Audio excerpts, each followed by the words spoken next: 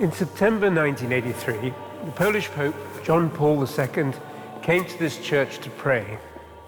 He did so because almost exactly 300 years earlier to the day, on the 11th of September 1683, a regiment of Polish hussars also gathered at this same spot to offer prayers. It was the eve of a tremendous battle between two great armies. On the one hand, the military might of the Muslim Ottoman Empire, and on the other, an alliance of Christian forces from across Europe, in which the Polish contingent would play a pivotal role. The battle, which commenced in the early hours of the following morning, would come to be seen as one of the defining moments in European history, the after effects of which continue to reverberate to this day.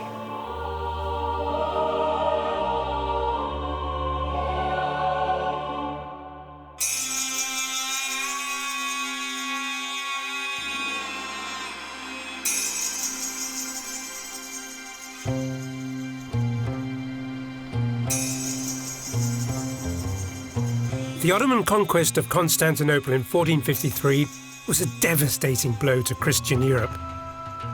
From an insignificant tribe of Turkic nomads, fired up by the flame of Islam, the people of Osman had transformed themselves into a great imperial power. With Constantinople, rechristened Istanbul, as their capital, the Ottomans stood on the threshold of a golden era, largely brought about by the vision of one man, Sultan Sulieman I, known by many as Sulieman the Magnificent.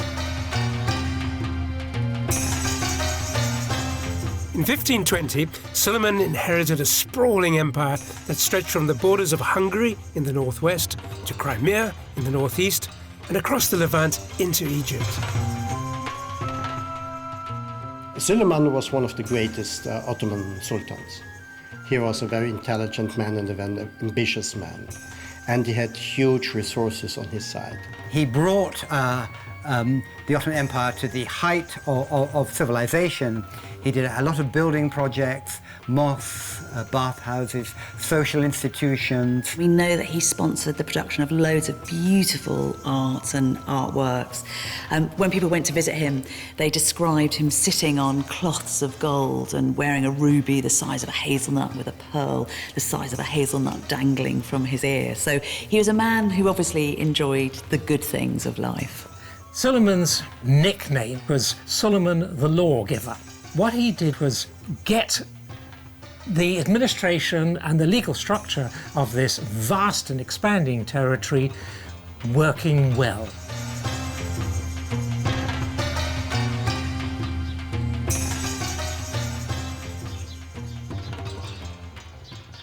One of Sulieman's greatest achievements was to bring stability and prosperity to a vast and culturally diverse empire. To get an idea of daily life during Sulieman's time, I'm visiting the tiny village of Cumalikizik, here in Northern Anatolia. Unchanged for hundreds of years, this is about as close as you can get to travelling back in time.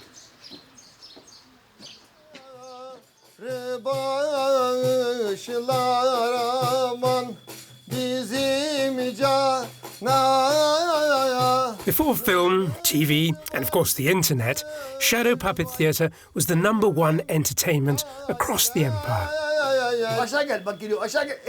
Following time-honoured plots and characters, the plays offer a unique insight into the nature of Ottoman society. I'm watching this one with Ugo Jellicoe, who comes from a long line of Turkish puppeteers. Karagöz and Hacivat are the main characters of the play. Karagöz represents somebody in the street, and Hacivat is an educated man. So these two men, first of all, are organizing all these funny things. In this play, for example, Karagöz and Hacivat are in collaboration in order to earn money, so they put up a swing, and Hacivat sends different characters to Karagöz. Well, were there kind of regional differences? I mean, was there a special kind of theatre for the Balkans? Well, I think it was almost the same throughout the empire, but as you know, Ottoman Empire started growing and many different nationalities were living together. As a result of that, we can see Albanians. We have Greek characters. We have Arabs. We have Kurdish. We can see a Jewish character, for instance. We have all these different nationalities and characters.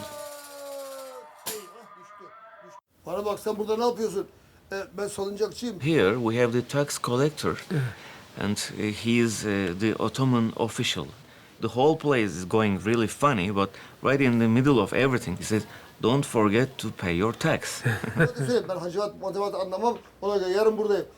theatre must have performed a very valuable role as a sort of safety valve for letting off steam and also for actually changing things around. I think so. It was like a television. People were getting news from there.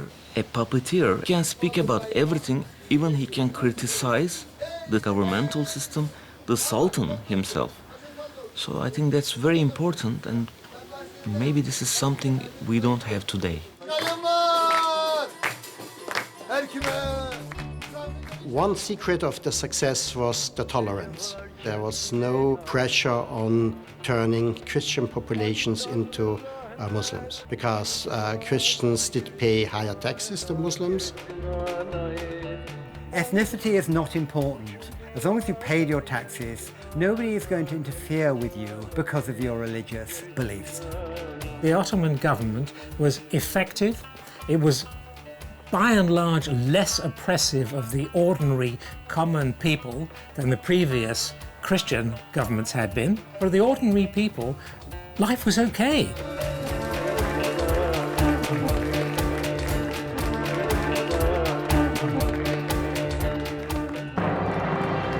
In spite of the empire's stability, Sulieman was bent on expansion.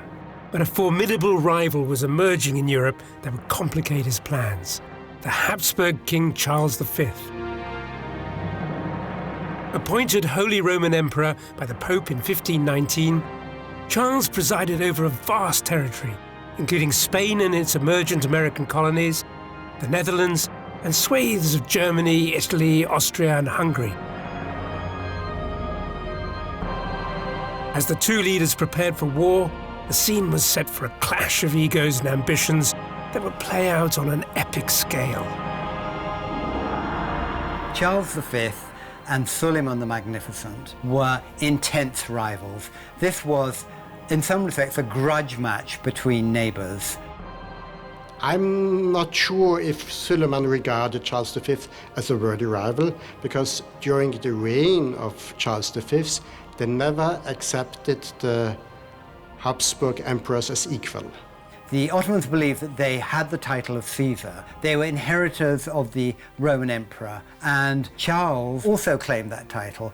So there was a grudge as to who had this title, really. So it was kind of personal. Charles V had some ideas of a crusade. You still had the idea of the Reconquista in Spain, so you could fight Islam, and with the help of God, you would be victorious. Charles staged an elaborate coronation of himself as Holy Roman Emperor, as the Caesar. A huge display, really, to show Sulieman that he had this title. And Sulieman actually responded by having an elaborate gold helmet made for himself in Venice, which the Venetians claimed belonged to Alexander the Great. They were very good at selling fake jewelry to people, and staging his own celebrations. So there's a great propaganda war going on for both sides, really. In 1521, Sulieman made his first move in Europe by taking the city of Belgrade on the fringes of the Habsburg Empire. But Sulieman had a much bigger prize in his sights: Vienna, a key city in the heart of the eastern half of Charles's Holy Roman domains.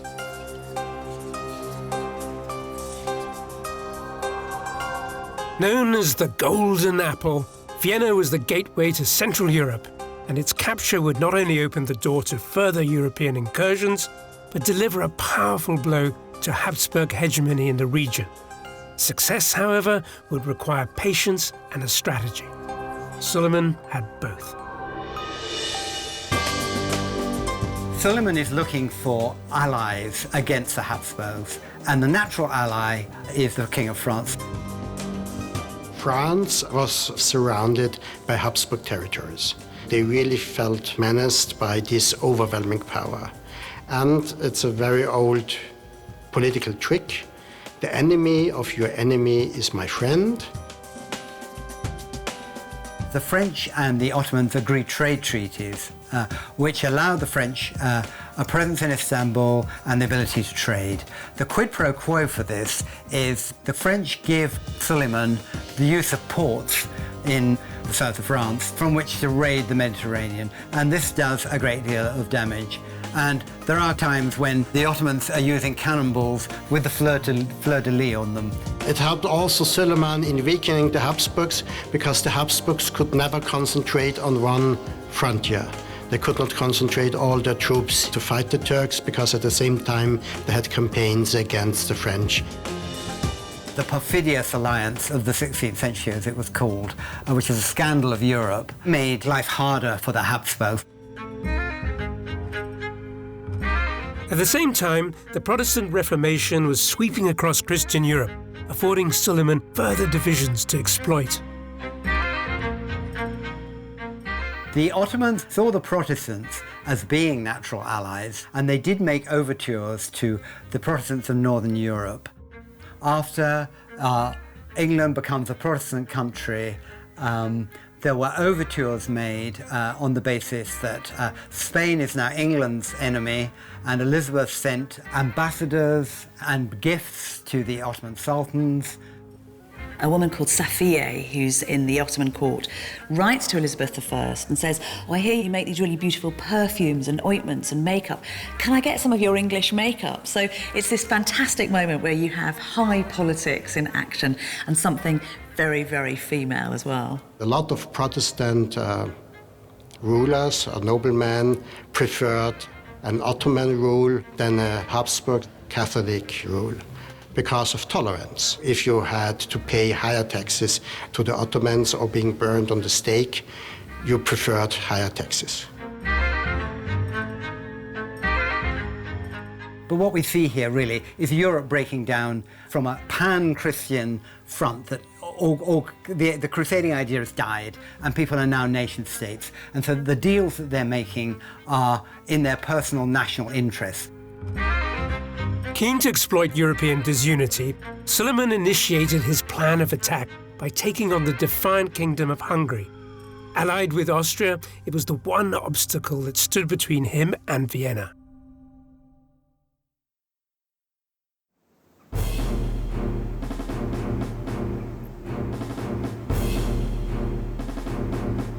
As Sulieman and his armies crossed the Danube, a Habsburg-Hungarian force rallied to meet them here, outside the tiny village of Mohacs in southern Hungary.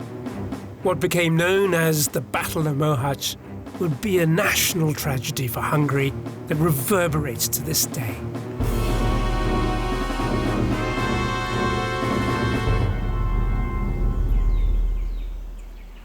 "25 years of misrule by a weak and ineffectual king had left Hungary divided. The peasants were in near revolt, the aristocrats, they were fighting amongst each other. The incoming king, Louis II, he was just 19 years of age and he was inexperienced in the art of statecraft and military campaigning.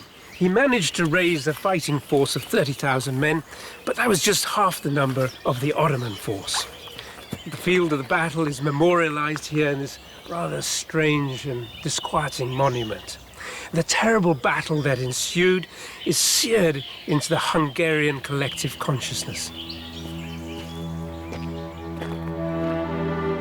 The Hungarian forces were no match against the superior might of Sulieman's armies, and within just a few hours of the battle's commencement, they were destroyed. In a final tragic twist, the young Hungarian King Louis, while attempting to flee to safety, was thrown from his horse and died. Mohacs was the moment that shattered Hungary. It's remembered by the Hungarians almost in the same way that Kosovo is remembered by the Serbians. It forms a moment of grief, of mourning, of national lament. The Battle of Mohacs is absolutely fundamental here, because in one battle, Hungary is effectively knocked out of the equation. The Battle of Mohacs was a tragedy for Hungary, but a resounding victory for the Ottomans. Sulieman now controlled the southern half of the kingdom, providing him with a strong base for further campaigns into Habsburg territory. And just 3 years later, his armies were on the move again.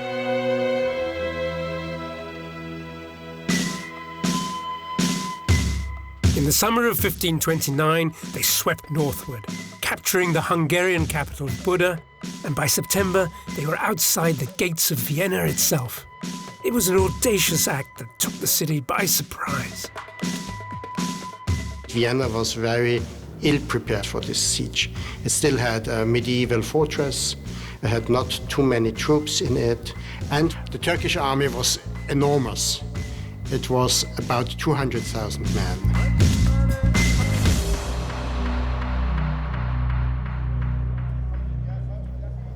From their headquarters in St. Stephen's Cathedral, the Viennese commanders looked on in horror as the Ottomans began to bombard their city.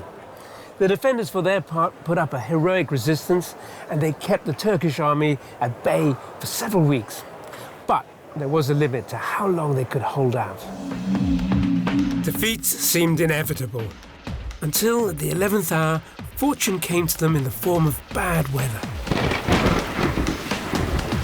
Torrential rain and early snowfall forced the Ottomans to abandon the siege.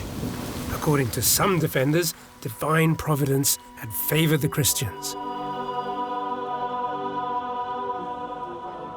Heaven helped the Viennese. It was pouring rain. The Turkish army would have been smaller, maybe Vienna would have fallen. But you had to feed 200,000 men and 100,000 beasts. And this by very bad roads, mud, great difficulties in supply lines. The problem for the Ottomans really was it took 100 days to get to Vienna. And this is always at the outer limit of what they could achieve.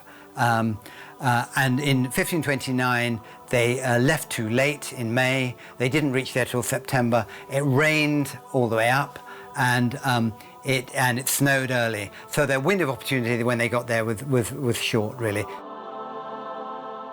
The failure of the first siege of Vienna was more important than the siege of Vienna. It's not the siege itself which really surprised people, or surprised so many people. It was the fact that the Ottomans failed. They had been stopped. After the first siege and his failure in Vienna, Sulieman did become obsessed with Vienna because Vienna did become more important. And because of this reinforcement of the importance of Vienna, for Sulieman it becomes a more important aim to conquer Vienna again.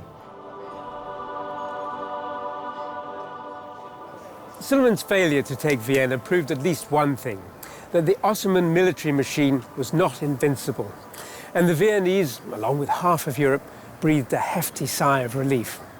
But Sulieman was nothing if not determined, and over the next 25 years, he made at least one further attempt to take the city. But this time he didn't even get there. His armies were bogged down in Hungary, stalled by bad weather and the defiant resistance of the Hungarians. It seemed that Sulieman's dream of plucking the golden apple from its bough was doomed. But his resolve was undiminished. Sulieman the Magnificent would take Vienna or die trying. It wasn't until the summer of 1566 that Sulieman, at the ripe old age of 72, would assemble the largest Ottoman army to date and set off in the direction of Vienna once again. What was interesting was that Sulieman went on campaign. He hadn't been on campaign for, I can't remember, for a decade. And suddenly, at the end of his life, he feels a need to go out there and show his face to the troops, really. And I read that as being something significant about his presence or lack of presence in the public eye. Sulieman was very old to go to a campaign, but he believed that he himself is the ultimate commander. He should lead his army. And so he felt himself as being a soldier. as a center of his meaning as a ruler. Crossing the Danube, Suleiman's forces descended on the relatively insignificant fortress town of Sigidvar. It should have been an easy victory, but Sigidvar had been a thorn in the Ottoman side for decades, resisting capture time and time again, which prevented previous campaigns from reaching Vienna.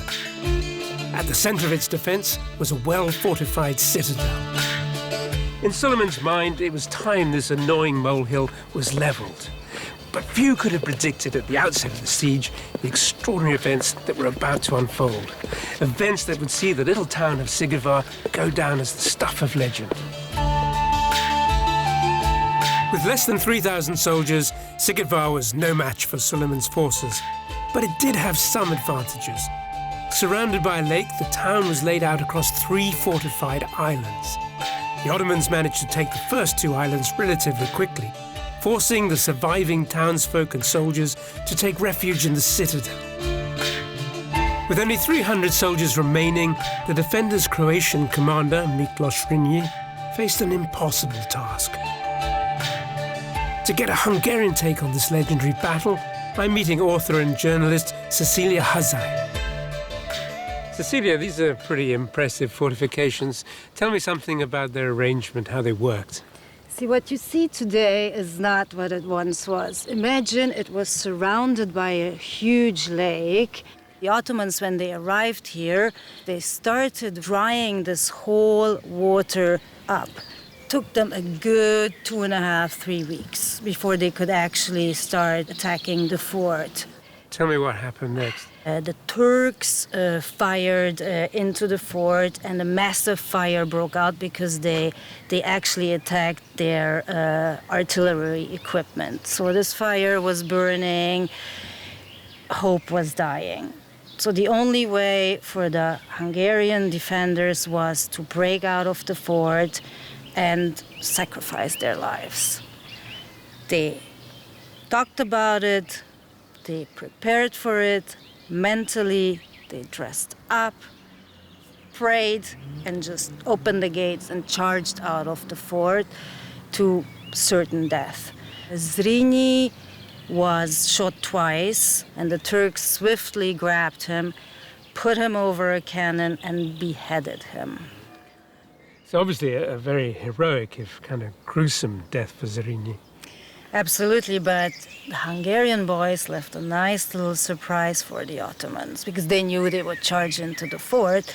So they stuffed this one room with a bunch of explosives. The Ottoman soldiers came into the fort, or what remained of it, opened this room, and this just blew up and thousands died. And of course, Suleiman himself had died that very same morning. Yes, but nobody knew about it. They had to keep it secret. If the soldiers, the Ottoman soldiers, find out that the Sultan has died, looting, rebellion, you can imagine what happens. They managed to keep it secret for over 2 weeks. They had him buried quickly. It was still summer, it was warm, you know. Dead body rots in half an hour. They took the heart out as well as some inner organs, and legend has it that they put it in some golden bowl and buried that separately.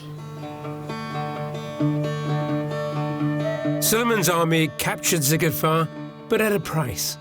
Not only had they suffered enormous losses, but their Sultan had died, not in battle, but of illness. The push to Vienna was abandoned. Suleiman's dream left unfulfilled. It's a kind of melancholy conclusion to Suleiman's life. Almost the last words in his journal are, smoke is still coming from the chimneys of Sigidvar, and that he dies trying to conquer this tiny little place, which is only defended by 2,000 people, and almost like a failure. It sort of represents a failure of the conquest project. But the story doesn't end there. Searches for a tomb containing Suleiman's heart and that mythical golden cup have occupied Turkish and Hungarian authorities and treasure seekers for centuries. Despite many excavations and false claims, no one has been able to locate it until now.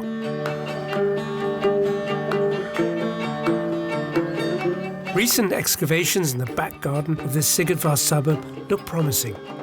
So I'm meeting archaeologist Erika Hans on site to see what's been found. Erika, you're responsible for this very big hole in the ground. It looks like you've uncovered some really interesting stuff. Yes, we are in a very interesting place now. It is from the 16th century, and we can say that it was built by the Turks, and after the Turks were leaving the place, it disappeared. It is a rectangular building with an entrance at the other side, and this building faces to Mecca. So, probably a mosque. Yes, we are thinking that it is a mosque. We can say that this mosque belonged to the tomb of Sultan Sulieman the Magnificent. Really? You think so? People have been looking for this for centuries, perhaps. Yeah? So that means his tent was also located at this site. This is where his encampment was. Yes, because according to the written sources, he was buried exactly that place where he died and where his tent was. Right. Okay, well, the story goes that when they disemboweled him, they put his insides into a golden receptacle and then built this tomb over the top. Have you found any evidence of this wonderful treasure? Yes, we had excavation, but unfortunately, we didn't find that golden cup. But according to my opinion, it wasn't any golden cups at all, because according to the Islamic traditions, the buried bodies or inner organs should mix with the Mother Nature. So that's why the golden cup legend cannot be true. Right. A bit of a shame. I was hoping I might get lucky. Sulieman may have failed to capture Vienna, but he is widely regarded as the empire's most successful sultan. During his 46-year rule, he expanded Ottoman territory on every front, absorbing Tunisia and Algeria and North Africa, and consolidating gains in Hungary, Romania, and Moldavia. He pushed east into the Caucasus, beyond the Black Sea, and in the Middle East secured Iraq and the holy Islamic cities of Mecca and Medina.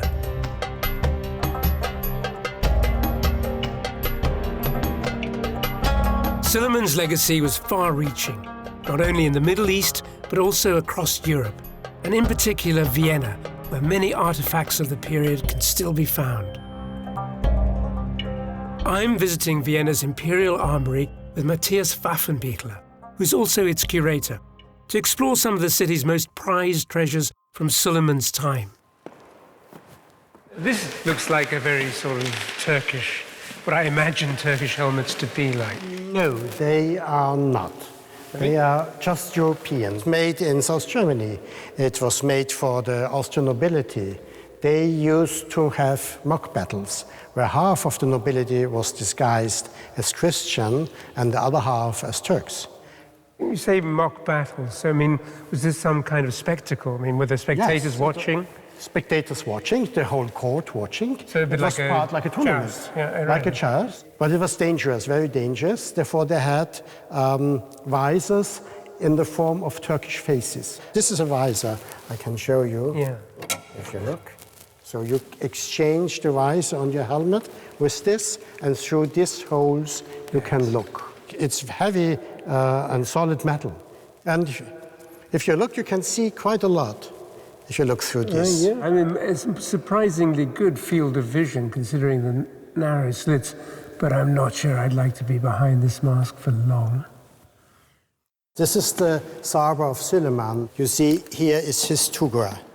All right, this is the stamp with his name. It's remarkably small and insignificant, yes, really. If you're a ruler who rules 3 continents and is so powerful, he doesn't have to show off. This is made out of what? This is made of leather. Leather, right. And this is silver and steel. Right. This is a very practical weapon. You can draw it, and he could have killed anybody. Yeah, it looks exceedingly normally a commander-in-chief doesn't come in the opportunity of killing anybody. He has men who do this. Yeah. How does it come to be here? I mean, was it captured in battle or something like that? No, at that time we never did win a battle against Sulieman himself. The Austrians had an embassy in Istanbul, and it was one of the tasks of the ambassadors to try to get objects for the Habsburg family. And would the Austrian emperor, would he be handing out things like this himself or not? The Austrian emperor would send presents to the Turks, yes, a lot of clocks. Maybe not swords, but clocks, pistols would go as a present to the Turks. So you say this was a gift. There were exchanges between them, that they were enemies? The idea that these two empires always waged war is wrong. They were enemies for some time, but they had very long peace periods because it was much cheaper for both empires. After the death of Sulieman, they negotiated an armistice, and this lasted for more than 40 years. Any enduring peace between the Ottomans and the Habsburgs was doomed to fail. By the late 17th century, circumstances and key players had changed, bringing renewed zeal on both sides. Spurred on by the enthusiastic support of Pope Innocent XI, the conflict was once again cast as a religious struggle. The Pope was much afraid of the Ottomans, a bit like now we are afraid of ISIS.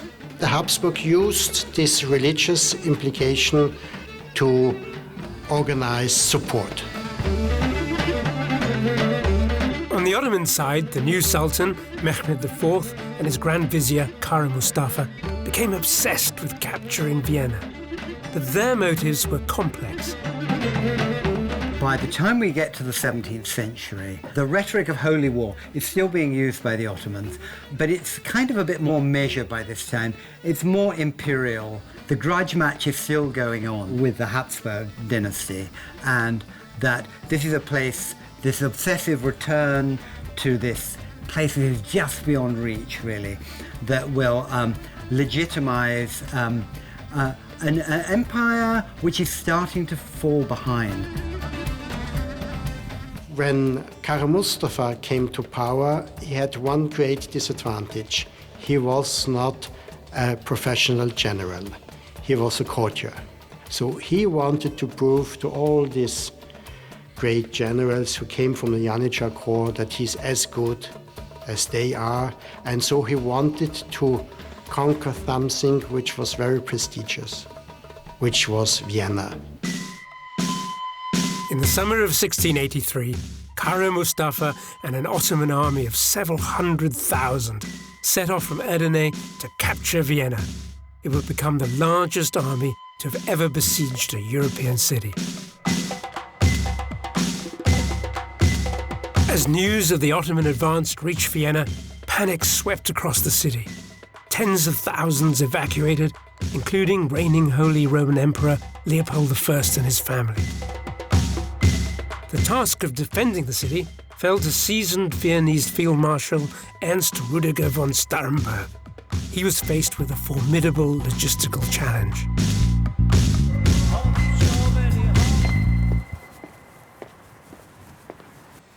It was a little over 1.5 centuries since Sulieman had laid siege to Vienna. And in the intervening years, the Viennese had completely upgraded their defences. They rebuilt the city walls, incorporating the latest advances in military engineering. This is one of the last surviving sections of those walls. But even at the moment of their completion, they were redundant. The art of warfare had moved on, and the rules of engagement had changed completely. So, in spite of the evident sturdiness of these great city walls, Vienna was really in no position to withstand a full frontal attack by the might of the Ottoman army.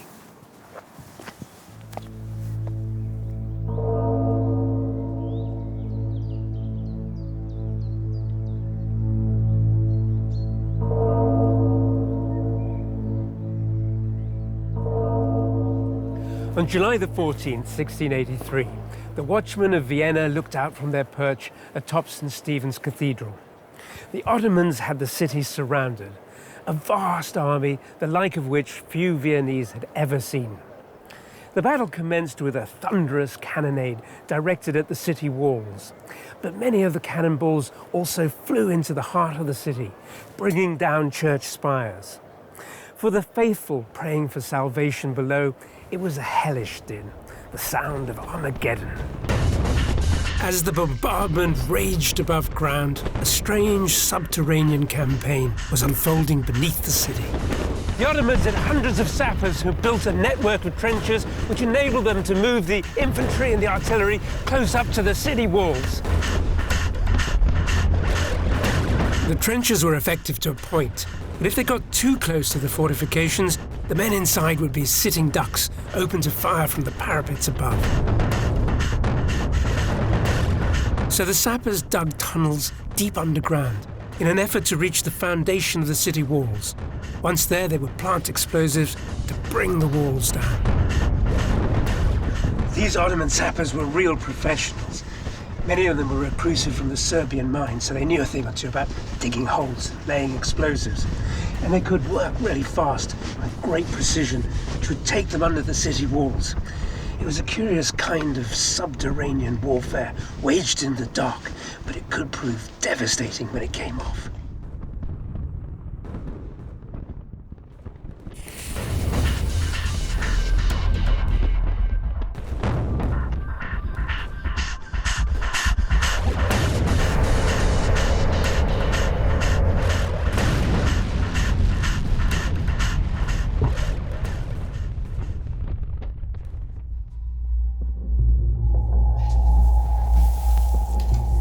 So, let's go downwards to the exciting part of the city.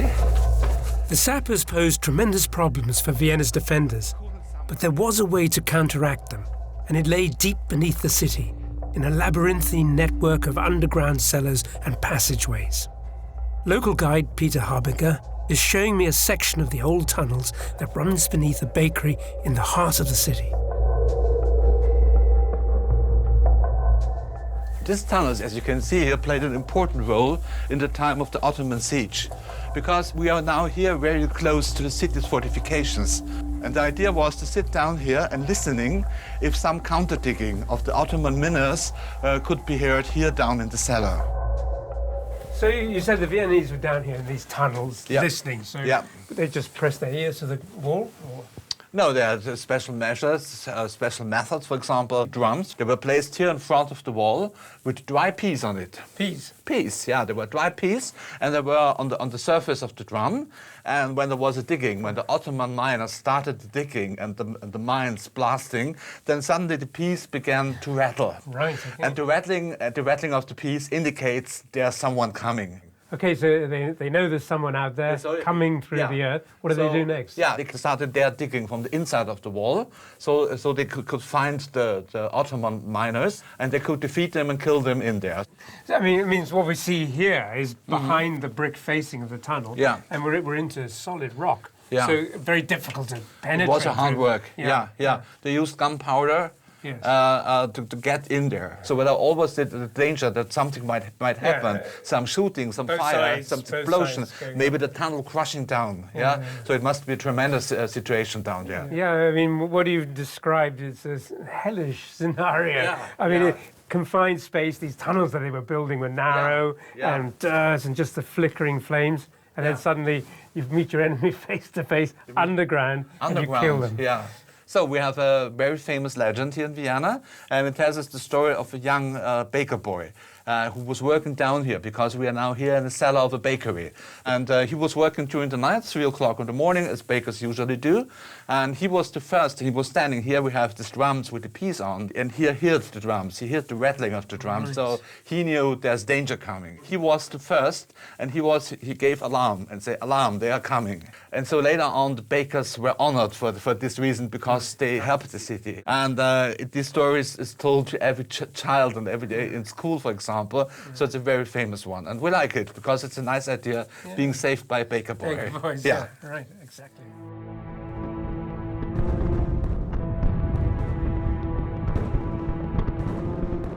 The Ottomans bombarded the city, both above and below ground, for 2 months. Despite their best efforts, the defenders couldn't hold out for much longer.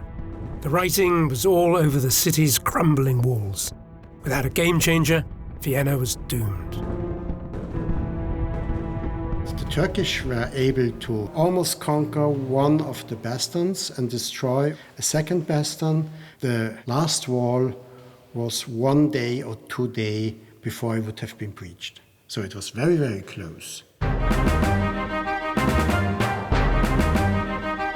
Salvation, if it were to come, would be riding a horse.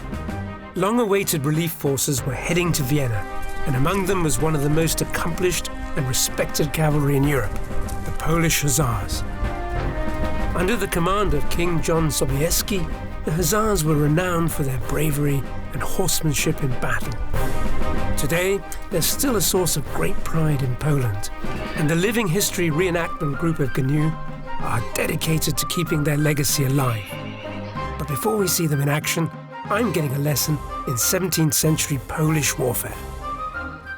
Well, I'm here with Jarek and his Hussars. And Jarek, I want to go back 300 years to the eve of the Battle of Vienna. So turn me into a Hussar, please. We will have to prepare you for Yes. the battle. Christian, Żupan. The name of this part is Żupan.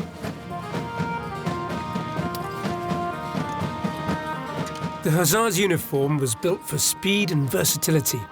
Their armour, weighing roughly 15 kilos, was actually considered lightweight for its day. So I feel like a lobster there. Manoeuvrability was essential for the range of weaponry used. And now I would like to give you the most beautiful weapon of our Polish noble. Polish saber. For those higher-ranking soldiers, like me, animal pelts were worn, and of course, a solid piece of headgear. How do you feel? Very encumbered. Yeah? Yeah, how can you fight like this? I can't move my head. Firstly, you will have to practice with the pistols. And this was carried on the side of the horse. Yeah. Yeah. So you only really have one shot. Yeah. Only one. Yeah. If you've got two pistols, Yeah, two shots. shots. Yeah, so we can try. Okay, so right, I better not point at anybody. Yeah. And I would just, wow, great, like that. Yeah. But the Hussars' most important weapon was the lance. With some of the longest lances ever used in battle, the Hussars were feared for their terrifying charges. And now I would like to give to your hands the Queen of Polish Husaria, the Polish lance. And the length of this? About 6 meters long. Right. Do it. Okay.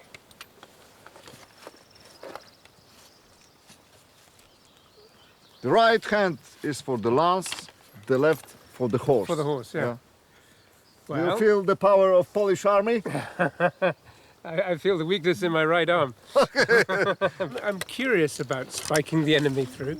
I mean, okay, so... We've got one experience Yeah. in 1660, Yeah. during the Battle of Połanka. Yeah. One Polish hussar spiked Yeah. 6 soldiers On his lance. on his lance. He must be very strong to carry 6 men all on the lance at the Yeah, same... Like a kebab. Yeah, without onion. By early September, Sobieski and his Hussars reached the outskirts of Vienna, where they joined a large force of Habsburg armies drawn from other parts of the empire. As the city walls were beginning to crumble, the relief force sprang into action.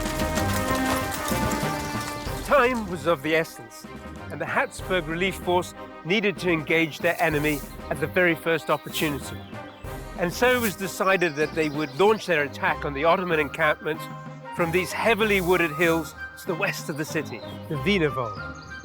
But it was a risky strategy, because in order to reach the summit, they had to pass through dense forest and along narrow ravines, which could have been disastrous had they been ambushed. But Kara Mustafa was so engrossed with his siege of the city, his focus on Vienna, that he completely neglected to consider the possibility of an attack from without. And so the relief forces were able to gain the higher ground unopposed.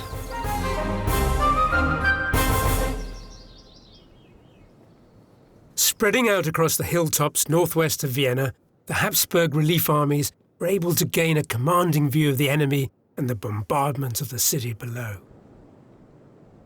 And a pretty daunting sight it must have seemed as well, with a vast Ottoman host encamped in the valley surrounding Vienna. and a constant cannonade of Ottoman artillery blasting away at walls, billows of smoke rolling up the hills. And this is where the main army had to come down, descending through vineyards and crossing stony ground, and then at the bottom, the Ottomans. Okay, they may not have been prepared for this attack, but when they were there was a huge army of soldiers waiting to meet the relief force. But then, further along the ridge, was King Sobieski's Polish Hussars, and they were going to charge down a valley and attack the Ottoman host from the flank. And this was going to be a game changer. On the night of September the 11th, 1683, King Sobieski and his Hussars came to the site of St. Joseph's Church, here in the hills overlooking Vienna, to pray before commencing their attack. The Poles were staunch Catholics, loyal to the Pope, defenders to their dying breath of Christendom and the Holy Roman Empire. For them, this was a conflict between the forces of good and evil, whose outcome could only be decided by God. The bulk of Habsburg forces made the first assault from the hills to the north of the city. As Kara Mustafa rallied his troops to meet them, the Polish Hussars made their move.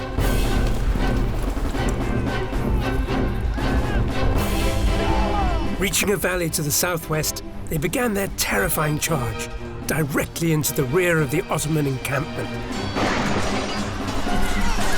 Panic spread amongst the Ottoman troops, who were unprepared for the double-pronged attack. As for Kara Mustafa, realizing the disaster unfolding before him, he retreated in disarray. His armies, overwhelmed by the surprise attack, followed closely behind. In an astonishing act of bravery, not least on the part of the Polish Hussars, Vienna was saved. Kara Mustafa made a lot of mistakes because he was not a trained soldier. He didn't concentrate all his troops in defending his camp against the assaulting relief army, but continued the assault to the city because it was so close for the fall. So he divided his force, which was technically a mistake. From the sumptuous interior of the Grand Vizier's tent, King Sobieski penned letters of the triumphant victory for the leaders of Europe. His immortal words, inspired by Julius Caesar, came to define the victory for Christendom. We came, we saw, God conquered. For most Europeans, this was a defining moment. Christianity had prevailed, and Europe had been saved from the infidel Turk. This was the rhetoric of churchmen and princes, but it was also a popular sentiment. Good had triumphed over evil. It was divine providence. They had God on their side.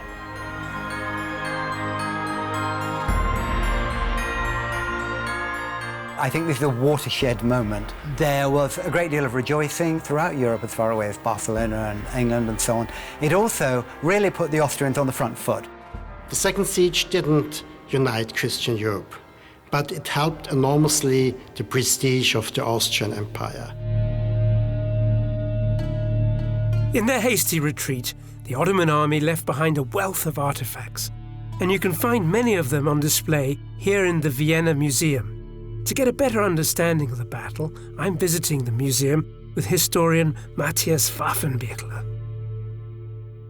This is very interesting because those are horse tails and they are signs of command for high-ranking Turkish commanders. The number of horse tails would tell the people his rank. How would these have been carried? Would there have been a standard on the horse. Right. Yeah. So this looks a very intriguing device with lots of spikes. It looks like some terrible weapon, but perhaps it's not. No, it's no weapon. The spikes are just to hold some inflammable material around it. So you can easily ignite it, and it's a signal post. And then you can inflame it, and it gives a fire. Right. If there's a fire, everybody has to rush to his cannons. These lances over here, they're very nice. Beautifully decorated. They were recovered from the field of battle. Yes, they were recovered from the field of battle because the Turkish cavalry fled in panic and they left these wonderful lances, and it was the Polish who started plundering the camp. Even before the battle was resolved. Was finished, yes. Yeah. Because for everybody, if you could plunder and get something very rich, it's for your lifetime. So the Polish got really the best things out of it. Kara Mustafa made the greatest mistake of not counterattacking, because the whole Polish troops was useless because of plundering. So if he would have counterattacked, maybe he would have won the battle. As for Kara Mustafa, his failure was not well received by the Sultan.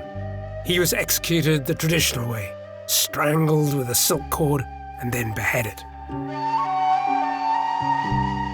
According to some accounts, the head of Kara Mustafa was stolen and brought back to Vienna, where it became an object of amusement in royal court circles. It was used as a football in polo matches, that kind of thing. And there was actually a head kept at this museum until about 10 years ago, allegedly that of Kara Mustafa. But I believe since then it's been buried as more modern sensibilities prevailed. And he's got a rather mournful expression. It's almost as if he had a premonition of his fate. Tough luck.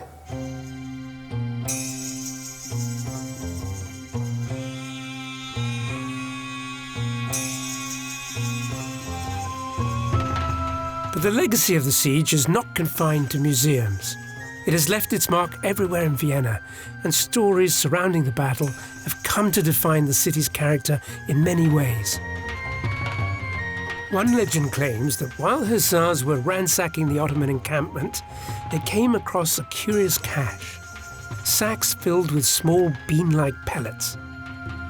Little did they realize it was coffee. As a result, Vienna opened its first coffee house using the very coffee discovered in the Ottoman encampment. Another legend holds that those baker boys who saved Vienna devised a commemorative cake to celebrate the victory. Designed to mock the Ottoman emblem, the cake was crescent-shaped, thereby giving birth to the croissant. A century later, the novel cake would be introduced to France by the Habsburg princess Marie Antoinette. And the rest is history.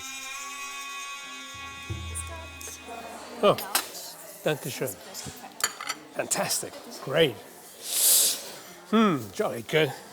Well, if local legend is to be believed, the enduring legacy of the Battle of Vienna is the continental breakfast. We have the coffee and the croissant.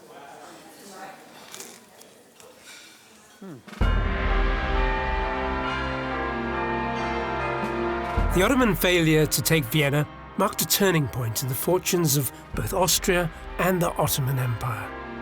As the Habsburgs' new capital, Vienna entered an imperial and cultural golden age.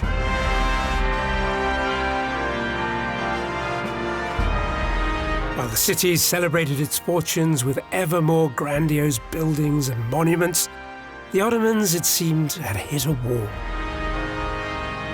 And for a brief period, Europe seemed united in its determination to rid the continent of the dastardly Turk.